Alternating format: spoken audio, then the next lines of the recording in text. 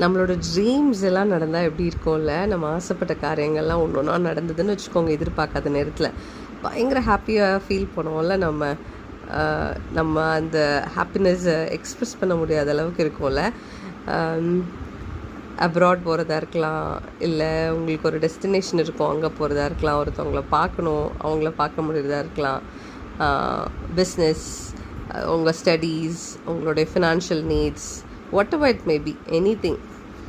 அது எவ்வளோ சந்தோஷமாக இருக்கும்ல நம்மளுக்கு. நம்மளோட பிளான் ஒன்று சக்ஸஸ்ஃபுல்லாக நடந்தாலே எவ்வளோ ஒரு சந்தோஷம் இல்லை.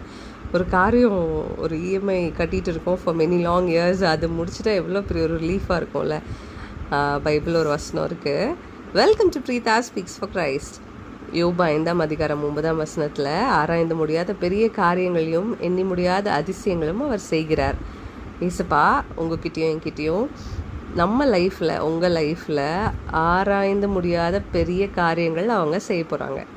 பிரமிக்கத்தக்க, யோசிக்க முடியாத அளவுக்கு ஆசீர்வாதங்களையும் அதிசயங்களையும் கர்த்தர் கொடுக்க போகிறார். எப்போ கொடுக்க போகிறார்? அவர் நமக்குன்னு நியமித்த வைத்த காலத்திலே அது எல்லாவற்றையும் நடத்துவார். பைபிளில் சொல்லப்பட்ட வசனங்கள் எல்லாமே ஆம் என்றும் ஆமேன் என்றும் நிறைவேறும். ஸோ ஏசப்பா சொன்னது ஒன்றுமே நடக்காமல் இருக்காது, எல்லாமே நடந்துடும். அப்போ இந்த வசனத்தை வச்சு நம்ம கேட்போமா, ஏசப்பா எனக்கு இந்த வசனம் என்னோடய லைஃப்பில் ஏற்ற வேலையிலே நீங்கள் நடத்தி தாங்க ஏசப்பா அப்படின்னு கேட்போமா. God plus.